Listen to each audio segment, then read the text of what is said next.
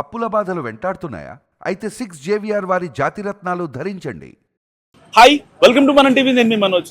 So Jubilee hills ఎన్నికల ఫలితాలు మరి కాసేపట్లో విడుదల అవబోతున్నాయి. దాదాపుగా 4 గంటల నుంచి కౌంటింగ్ కొనసాగుతూనే ఉంది.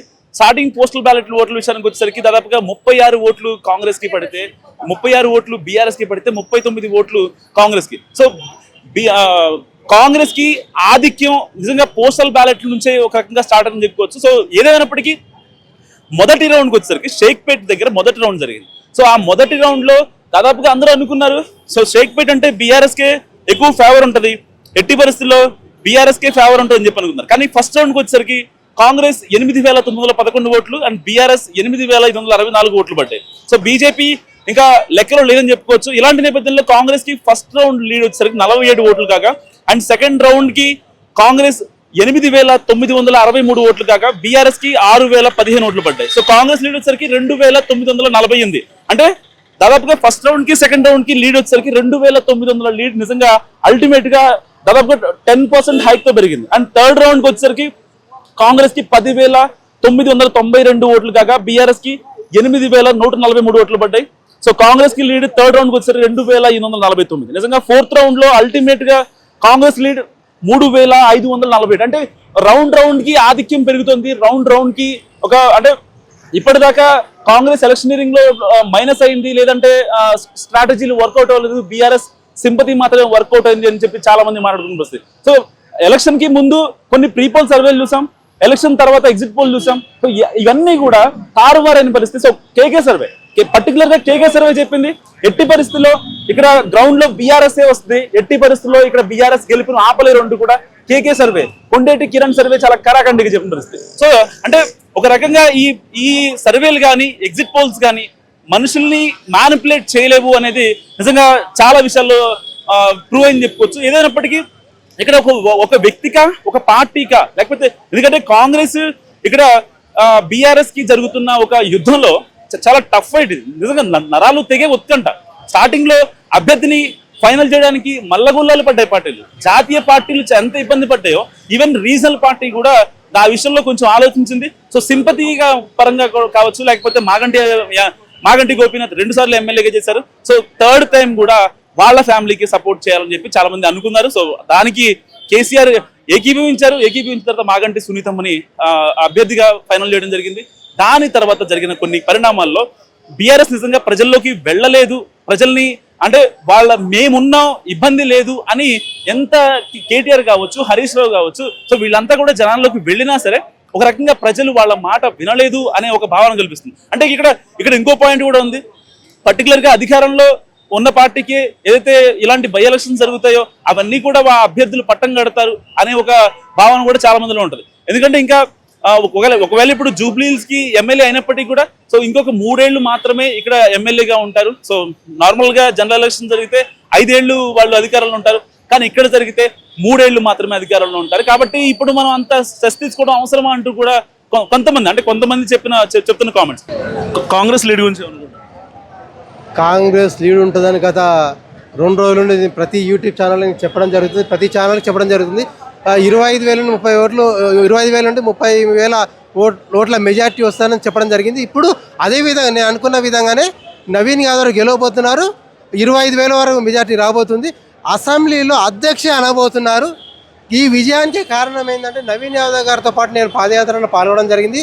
బోరపంట కానీ జూబ్లీహిల్స్లో యూసుఫ్ కూడా తర్వాత షేక్పేట్, కృష్ణానగర్ ప్రతి వీధి, ప్రతి వాడ, ప్రతి తలుపు నవీన్ యాదవ్ గారితో పాటు నేను పాదయాత్ర చేయడం జరిగింది.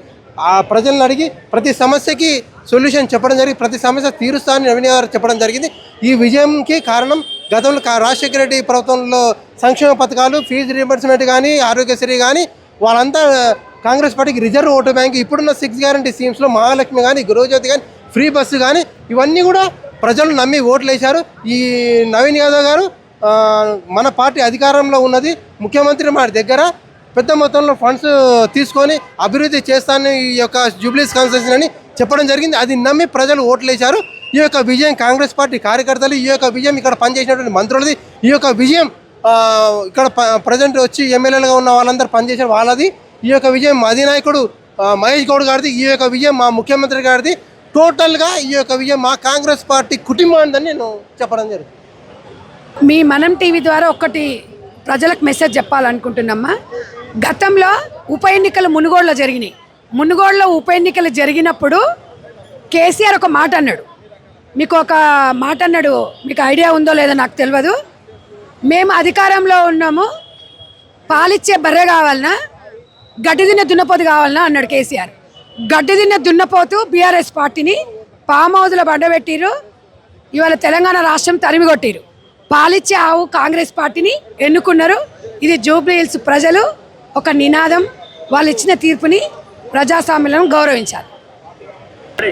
జూబ్లీహిల్స్ ఎన్నికల ఫలితాలను కౌంటింగ్ లో కాంగ్రెస్ ఆధిక్యంగా అనిపిస్తుంది. సో మొదటి వరకు సర్వేల పరంగా బీఆర్ఎస్ ముందున్నప్పటికీ ఎగ్జిట్ పోల్స్ ఇప్పుడు రియాలిటీ చూస్తుంటే కాంగ్రెస్ ఎలా అనిపిస్తుంది? మొదటి నుంచి వాస్తవంగా చెప్పాలంటే బీఆర్ఎస్కే సపోర్ట్గా ఉన్నారు. ఇప్పుడు వచ్చే రౌండ్లు ఏవైతే ఉన్నాయో సరే, కాంగ్రెస్ వచ్చినప్పటికీ కూడా ఇంకా కొన్ని రౌండ్లు ఉన్నాయి, చూద్దాము. పబ్లిక్ అయితే మా పక్షాన ఉన్నారు. ఎన్నికల రోజు ఎంత భయభ్రాంతులకు కాంగ్రెస్ రౌడీలు కావచ్చు, అదేవిధంగా క్యాండిడేట్ కావచ్చు, క్యాండిడేట్ వాళ్ళ నాన్న కావచ్చు, ఎంత చేసినప్పటికీ కూడా ప్రజలు భయభ్రాంతులకు గురి కాకుండా వచ్చి బీఆర్ఎస్ను కోరుకున్నారు కాబట్టి ఇన్ని ఓట్లు మాకు వస్తున్నాయి. ఇంకా కొన్ని రౌండ్లు ఉన్నాయి, చూద్దాం. ఖచ్చితంగా బీఆర్ఎస్ గెలుస్తుంది అనే సంపూర్ణ విశ్వాసంతో మేమున్నాం. మేము సింపతిని నమ్ముకోలేదు, మేము అభివృద్ధిని నమ్ముకున్నాం. ఎందుకంటే బీఆర్ఎస్ పరిపాలనలో 10 ఏళ్లలో ఈ నియోజకవర్గానికి ఖర్చు పెట్టింది దాదాపు 5.5 కోట్ల రూపాయలు. నాలా రిపేర్ కావచ్చు, అదేవిధంగా కళ్యాణ లక్ష్మి కావచ్చు, లేకపోతే రేషన్ కార్డులు కావచ్చు, లేకపోతే డబుల్ బెడ్రూమ్లు కావచ్చు, అదేవిధంగా ఫ్లైఓవర్లు కావచ్చు, రోడ్లు కావచ్చు, రోడ్ల మరమ్మతులు కావచ్చు, స్కూల్స్ కావచ్చు, ఏదైనా సరే మేము అభివృద్ధిని నమ్ముకున్నాము, సెంటిమెంట్ నమ్ముకోలేదు. ఆ రోజు కేసీఆర్ గారి నాయకత్వంలో గోపీనాథ్ గారు చేసినటువంటి అభివృద్ధిని నమ్ముకున్నాం మేము. కాబట్టి ఖచ్చితంగా బీఆర్ఎస్ వస్తుందనే నమ్మకంతో ఉన్నాము. మా ప్రచార సరళి కూడా అంతే జరిగింది. ప్లస్ వాళ్ళు చేసినటువంటి ప్రచారం ఏదైతే ఉందో కాంగ్రెస్, ఒక స్వయంగా ముఖ్యమంత్రి 7-8 సార్లు మీటింగులు పెట్టినప్పటికీ కూడా కాంగ్రెస్ ఈ 2 ఏళ్లలో ఏమి అభివృద్ధి చేసింది అంటే ఒకటంటే ఒకటి కూడా చెప్పుకోలేని పరిస్థితి. ఇంతసేపు ఆ ప్రచారం ఎట్లా జరిగిందంటే కేటీఆర్ గారిని, కేసీఆర్ గారిని తిట్టడమే తప్పితే మేము ఇది చేశాము అని చెప్పేసి బలంగా చెప్పుకున్నటువంటి ఒక్క మీటింగ్ కూడా లేకపోవడంతో మేము ఖచ్చితంగా గెలుస్తామనే నమ్మకంతో ఉన్నాం. కాంగ్రెస్ మొత్తం లీడ్లో కొనసాగుతుంది, ఎలా అనిపిస్తుంది? చాలా సంతోషం అనిపిస్తుంది. ఎందుకంటే రేవంత్ రెడ్డి గారు ఏదైతే గట్స్తోని మాకు రెఫరెండం, ఈ రెఫరెండం అని చెప్పి ఎన్నికలకు పోయారు. తప్పకుండా జూబ్లీ హిల్స్ ఓటర్ మహాశయులు అందరూ కూడా రేవంత్ రెడ్డి గారి నాయకత్వాన్ని, నవీన్ యాదవ్ గారి అభ్యర్థిత్వాన్ని బలపరుస్తూ ఉన్నారు. దాదాపు 25,000 నుంచి 30,000 మెజార్టీ సాధించబోతున్నారు. ఈ విజయం అంతా కూడా కాంగ్రెస్ పార్టీ ప్రతి కార్యకర్త, నాయకుంది, మహిళా కార్యకర్తలకు ఈ విజయం అంతా వాళ్ళకే అంకితం. ఒక రకంగా vote management, poll management, electioneering కరెక్ట్గా జరిగాయి అనుకోవచ్చు. ఎందుకంటే ఎలక్షన్స్ అంతకుముందు ప్రీ సర్వేలు మొత్తం చూసుకున్నా కూడా మొత్తం బీఆర్ఎస్ సపోర్ట్ ఉన్నాయి. ఆఫ్టర్ ఎలక్షన్ జరిగి ఎగ్జిట్ పోల్ ఎప్పుడైతే వచ్చిందో అప్పుడు మాత్రమే కాంగ్రెస్ సపోర్ట్. ఇదంతా బీఆర్ఎస్ పార్టీ పెంచి పోషించినటువంటి ఒక చిన్న చిన్న యూట్యూబ్ ఛానల్ వాళ్ళు ఇది చేశారు తప్ప ప్రజల్ని అయోమయం చేయడానికే వాళ్ళు ఈ విధంగా చిన్న ఛానళ్ళ ద్వారా వాళ్ళు విష ప్రయోగం చేశారు. కాకపోతే ఈరోజు ఏం చెప్తారు ఆ ఛానల్ వాళ్ళు? ఈరోజు నిజం బయటపడ్డది కదా, ఆ నిజాన్ని ఏ విధంగా వాళ్ళు ప్రజలకు చెప్తారో వాళ్ళే చెప్పాలని మేము తెలియజేస్తా ఉన్నాం. ఓకేనా, థ్యాంక్ యూ. సరే, ఏ పార్టీ గెలుస్తుంది అనుకుంటున్నారు? కాంగ్రెస్ గెలుస్తుంది. కాంగ్రెస్. సో ఎంత మెజారిటీ తోటి? 30-40 ఓట్లతో మెజార్టీతో గెలుస్తారన్న కంపల్సరీ. బీఆర్ఎస్ వాళ్ళే గెలుస్తారు. బీఆర్ఎస్ వాళ్ళదే లీడింగ్ ఉండబోతుంది అని టాక్ వస్తుంది, ఏమంటారు? కాదు, కాంగ్రెస్ గెలుస్తుంది. 100% కాంగ్రెస్ గెలుస్తాడు. అన్నకు మంత్రి పదవి వస్తుంది, అసెంబ్లీకి ఎక్కుతాడు. అన్న కంపల్సరీ అన్ననే విన్ అవుతాడు, కాంగ్రెస్ విన్ అవుతుంది. ఇండోలో 10 సంవత్సరాలు చేసిన ప్రభుత్వం ఏమీ లేదు. టీఆర్ఎస్ ప్రభుత్వం జూబ్లీస్ కానీ, రహమత్ నగర్ కానీ, బోరబండ కానీ, యూసుఫ్బడ కానీ పేరుగా జూబ్లీస్ తప్ప అంత స్లమ్ ఏరియా. ఇదంతా పబ్లిక్ సేవలు చేసింది ఏమీ లేదు. నవీన్ అన్న ఏ పదవి లేనప్పుడే అన్ని సేవలు చేసిండు. అన్నకి పదవి వచ్చిండి, మంత్రి పదవి అవుతాడు, అసెంబ్లీకి వెళ్తాడు, ఇంకా మంచి సేవలు చేస్తాడు. రేవంత్ అన్న సపోర్ట్ ఉన్నది 100%. జూబ్లీస్ను ఒక ఐటీ సీట్ మాదిరిగా మారుస్తాడు అన్న నవీన్ అన్న కంపల్సరీ 100%. కాంగ్రెస్ విన్ అవుతుంది 80%, 100%. మీరేమంటారు? ఇది ఈ 2 ఏళ్ల పాలనకు నిదర్శనము. 20 నుండి 30,000 ఓట్ల మెజార్టీతో గెలవబోతున్నాడు. ఇది ప్రజాపాలనకు వ్యతిరేకంగా గలమెత్తిన కల్వకుంట్ల కుటుంబానికి ఈ రోజుకైనా బుద్ధి తెచ్చుకొని ఒళ్ళు దగ్గర పెట్టుకొని ఈ తెలంగాణ సమాజానికి గౌరవం ఇస్తే బాగుంటుంది. మీకు ప్రతిపక్ష హోదా ఇచ్చినాం, ఆ ప్రతిపక్ష హోదా గౌరవించి అసెంబ్లీకి మీ అసెంబ్లీ నాయకునికి అసెంబ్లీకి వచ్చి సహేతుకమైన చర్చలో పాల్గొని సలహాలు సూచనలు చేస్తే మీకు గౌరవంగా ఉండేది. అలాంటిది పోను మీ నాయకుడు ఏమో ఫామ్ హౌస్లో అనుకుంటాడు, ఈయన సినిమా వాళ్ళ చుట్టూ తిరుగుతూ ఎలక్షన్లు వచ్చినెంబడే ఈవెంట్ మేనేజ్మెంట్ చేస్తున్నట్టుగా టీవీలు పెట్టుకొని లైట్లు వేసుకొని ఏదో అద్భుతం చేస్తున్నట్టు సోషల్ మీడియాని కవర్ చేస్తూ యూట్యూబ్ ఛానళ్ళకి డబ్బులు ఇస్తూ కాళేశ్వరంకి వచ్చిన కమిషన్ డబ్బులతోని సోషల్ మీడియా వాళ్ళని మేనేజ్ చేసుకుంటూ ఏదో అద్భుతం చేస్తాము, తెలంగాణ సమాజంలో ఏమో చేస్తాం అనుకుంటే ఇలా జరుగుతుంది. ఇది ముమ్మాటికి 2 ఏళ్ల పాలనకు నిదర్శనము. 10,000 ఓట్ల మెజార్టీతోని 4వ రౌండ్లే 10,000 ఓట్ల మెజార్టీతో కొనసాగుతున్నాడు. ఈ 10,000 ఓట్లు కాస్త 20 నుండి 30,000 ఓట్ల మెజార్టీకి వెళ్ళబోతుంది. నెక్స్ట్ రాబోయే ఎలక్షన్స్ కూడా స్థానిక సంస్థల ఎలక్షన్లు కానీ కార్పొరేషన్ ఎలక్షన్లు కానీ మేము దృఢ నిశ్చయంతో ఉన్నాము. బడుగు బలహీన వర్గాల పార్టీ అంటే కాంగ్రెస్ పార్టీ. మేము వాళ్ళకు 42% రిజర్వ్. ఇప్పటి వరకు ఇక్కడ ఎలాంటి డెవలప్మెంట్ కూడా లేదు, ఇంకా ముందు ఏ ఉండబోతుంది అని అడుగుతున్నారు, ఏమంటారు దాన్ని? ఈ 10 ఏళ్ల కాలంలో ఏ అభివృద్ధి లేదు కాబట్టి ఈ 2 ఏళ్ల కాలంలోని అభివృద్ధిని చూసిండ్రు. రేవంత్ రెడ్డి గారి పాలనలో వీళ్ళ అభివృద్ధిని చూసిండ్రు కాబట్టి వీళ్ళందరూ కూడా నవీన్ యాదవ్ గారికి ఓటేసిండ్రు. లేకపోతే వాళ్ళ కాలంలోనే అభివృద్ధి జరిగింటే వాళ్ళకి సింపతి ఉండేది. భర్త చనిపోయిన సింపతితోనైనా వాళ్ళకు ఓటేసి ఉండేవారు. కానీ 20-30 వేల ఓట్లు క్రాస్ ఓటింగ్ జరిగిందంటే మీరు ఆలోచన చేయండి. ఇంకొకటి కూడా ఆలోచన చేయాలి. కాళేశ్వరం కమిషన్ మొత్తం మొన్నటి వరకు దాచిపెట్టిన సొమ్ముని కార్పొరేషన్ చైర్మన్లు, మున్సిపల్ చైర్మన్లు, ఎమ్మెల్యేలు, మంత్రులు లాస్ట్కు వాళ్ళ నాయన ముఖ్యమంత్రి ఒక్కడే రాలేరు. ఈ ఎలక్షన్లో గడపకు ఒకరిని పెట్టి వాళ్ళకి కడుపులో తలకాయలు పెట్టి వాళ్ళకి ఏం కావాలంటే అన్ని ఇప్పిస్తే కూడా మీకు 30,000 ఓట్ల మెజార్టీ నవీన్ యాదవ్ గారికి వచ్చిందంటే టీఆర్ఎస్ పార్టీని ఎలాంటి కోణంలో చూస్తున్న తెలంగాణ సమాజము ఆలోచన చేయాలి. Okay, thank you. మేడం, ఇప్పుడు కాంగ్రెస్ లీడింగ్లో ఉంది కదా, హౌ డు యూ ఫీల్? చాలా సంతోషంగా ఉంది. మేము ఫస్ట్ నుంచి ఎక్స్పెక్ట్ చేసిందే. ఎందుకంటే ప్రజలు మార్పును కోరుకున్నారు. రౌడీ అన్నోళ్ళు తోక రౌడీ కేటీ రామారావు తోక కట్ చేసిరు. కాంగ్రెస్ పార్టీ అనేది ప్రజల పార్టీ అమ్మ, ప్రజల విజయం ఇది. కాంగ్రెస్ పార్టీ రేవంత్ అన్న విజయము, నవీన్ తమ్ముడు హస్తం అభ్యర్థి. వాళ్ళు చేసే మంచి పనులకు దేవుడు వాళ్ళని ఆశీర్వదించిండు. ప్రజల సెంటిమెంట్కి తావి ఇవ్వలేదు. అంటే ఇంకా చాలా రౌండ్స్ ఉన్నాయి, చూడాలి. బీఆర్ఎస్ లీడింగ్ లో రాబోతుంది అంటున్నారు. దాటిందమ్మా. ఏ రౌండ్స్ ఉన్నా షేక్పేట్ల కాంగ్రెసే లేదన్నారు. షేక్పేట్లను లీడ్ ఇచ్చి మీరు అర్థం చేసుకోండి. క్యాంపెయినింగ్ అవన్నీ ఎలా అయినాయంటే చాలా బాగుంది. నేను రైమత్ నగర్లో బూత్ నెంబర్ 110, 111, 112 అలా చూసుకుంటూ వచ్చాను. అక్కడ సమస్యలు చాలా ఉన్నాయమ్మా. 12 సంవత్సరాలు ఎమ్మెల్యే ఉన్నా కూడా అక్కడ రేషన్ కార్డులు లేవు. కాంగ్రెస్ పార్టీ అధికారంలోకి వచ్చినాకనే 14,000 రేషన్ కార్డులు ఇచ్చింది. అక్కడ చాలా సమస్యలను పట్టించుకోలేదు. కబ్జాలకు తావిచ్చింది మంగాటి గోపీనాథ్ గారు. నేను ఒకటి అనేది ఏంటంటే కాంగ్రెస్ పార్టీతోనే అభివృద్ధి అనేది జరుగుతుంది. మైనార్టీ సోదరుమణులు అనేది కాంగ్రెస్ పార్టీకి ఒక భాగంలో సపోర్ట్ చేస్తూ అన్ని కుటుంబాలను సమన్వయం చేసుకుంటూ పెద్దన్న పాత్ర వహిస్తున్న కాంగ్రెస్ పార్టీ. కులాలను విడదీసి మతాలను విడదీసే పార్టీ కాంగ్రెస్ పార్టీ కాదు. ఓటు బ్యాంక్ అసలు కాదు. ఇవాళ అహర్నిశలు పనిచేస్తుండే రేవంత్ రెడ్డి గారు. రేవంత్ రెడ్డి గారి మొహంలో చూసే దమ్ము ధైర్యం కేసీఆర్కి లేదు. బావబామ్మర్దులు ఎంత కష్టపడ్డా, ఎంత చేసినా, ఎంత సెంటిమెంట్ చూపించినా కూడా ప్రజలు సెంటిమెంట్ కోరుకోలే, అభివృద్ధి కోరుకున్నారు. ఆ అభివృద్ధి అనేది 2 సంవత్సరాలుగా జరగలేదు అభివృద్ధి, ఇప్పుడు ఇక ముందు జరగబోతుందా అంటే? జరగలేదు కాదు, అభివృద్ధి జరిగింది కాబట్టి 14,000 రేషన్ కార్డులు ఇచ్చింది. 8 సంవత్సరాల రేషన్ మీరు నోట్ చేసుకోండి. కావాలంటే రైమత్ నగర్లో అడగండి. రేషన్ కార్డు అనేది ప్రామాణికం బలహీన వర్గాల వారికి. ఇంకంతకన్నా ఎక్కువ అభివృద్ధి ఏం కావాలి? సన్న బియ్యం ప్రతి ఇంటికి ఇచ్చింది. ఇవాళ రేవంత్ అన్న మన్మడి తినే బియ్యము, రేవంత్ అన్న తినే బియ్యము సామాన్య మానవుడు తింటుండు. ఇదే కేసీఆర్ చెప్పిండు, నా మనవడు తినే బియ్యం నేను అందరు తినాలి, నా మనవడు చదువుకునే చదువులు అందరూ చదువుకోవాలన్నాడు. మరి నీ మనవడు ఆక్స్ఫర్డో ఆక్రిచ్లో చదువుతున్నాడు. మరి విద్యా వ్యవస్థను ఎంత నిర్వీర్యం చేసిండ్రు. కాళేశ్వరం ప్రాజెక్టును అవినీతి ఏంటంటే మీకు కమిషన్స్ వస్తున్నాయి కాబట్టి చేశారు. విద్యా వ్యవస్థలో పెద్దగా ఏం లాభాలు ఉండవు కాబట్టి నిర్వీర్యం చేసిండ్రు. ఇవన్నీ ప్రజలు గమనించిండ్రమ్మా. అభివృద్ధి కావాలి అంటేనే కాంగ్రెస్తో సాధ్యమవుతుంది, నవీన్ తమ్ముడితో సాధ్యమవుతుంది. ఇంకొకటి ఏంటంటే నవీన్ తమ్ముడు 2 సార్లు ఓడిపోయాడు. 2 సార్లు ఓడిపోయినా ప్రజలు నమ్ముకొనే ఉన్నాడు. అది లీడర్.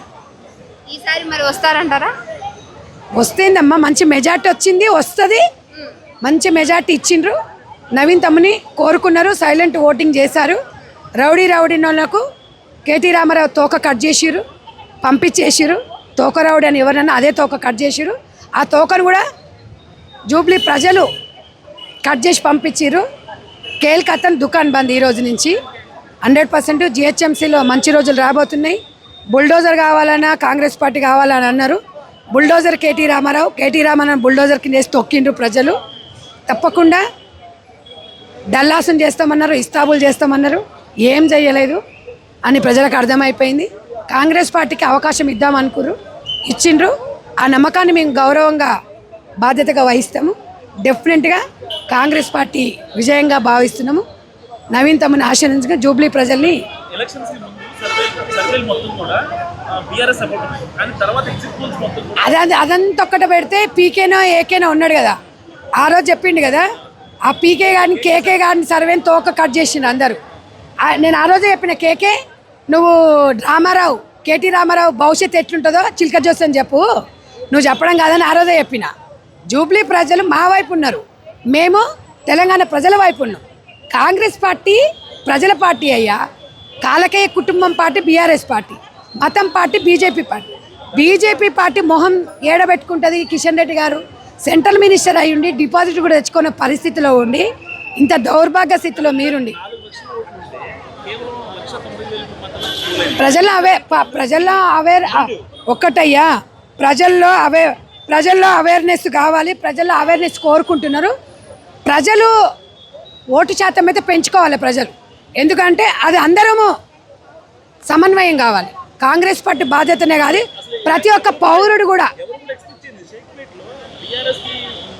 ఒకటి వింటున్నారా, ఇవాళ మాస్ వాళ్ళే ఓటింగ్ వేసిరు. చదువుకున్న విద్యార్థులు వేస్తలేరు, చదువుకున్న ఎంప్లాయీస్ వేస్తలేరు. దీని మీద మాత్రం కంపల్సరీ మనం అందరం, మీరు మేము మీడియా కూడా, మనం అందరం కూడా దీని మీద ఫోకస్ చేయాల్సిన అవసరం ఉంది.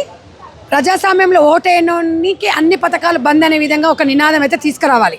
అంటే నేను ఒక డెమోక్రసీలో ఉన్నాను కాబట్టి ఒక వ్యక్తిగా చెప్తున్నా, పార్టీలకు అతీతంగా చెప్తున్నా. ప్రతి ఒక్కరం రాజ్యాంగం మనకు హక్కును కల్పించింది, ఆ హక్కును వినియోగించుకోవాలని చెప్తున్నాను. కాంగ్రెస్ పార్టీ నుంచి కాకుండా మీరు ఒక మీడియా రంగంలోనూ మీరు కూడా ఒక బాధ్యతగా, నేను ఒక ఓటర్గా అందరికీ చెప్తున్నా. నవీన్ యాదవ్ తమ్ముడు ఎవరు? హస్తం గుర్తు ఎవరిది? కాంగ్రెస్ పార్టీ రేవంత్ రెడ్డి సీఎం, రేవంత్ రెడ్డి గారు అధిష్టానం, అందరు కలిసి ఇవాళ ప్రజల విజయంగా, అక్కడ ఉన్న జూబ్లీ ప్రజల విజయంగా భావిస్తున్నాం. కాంగ్రెస్ పార్టీని ఆశీర్వదించి వాళ్ళ నమ్మకాన్ని మేము ముమ్ము చేయం, అభివృద్ధి పథకంలో నడిపిస్తాము. సమస్యలను కూడా మేము త్వరలో తీర్చబోతున్నాము. అన్నీ ఒకేసారి కాకుండా దశల వారీగా చేసి తీరుతాము.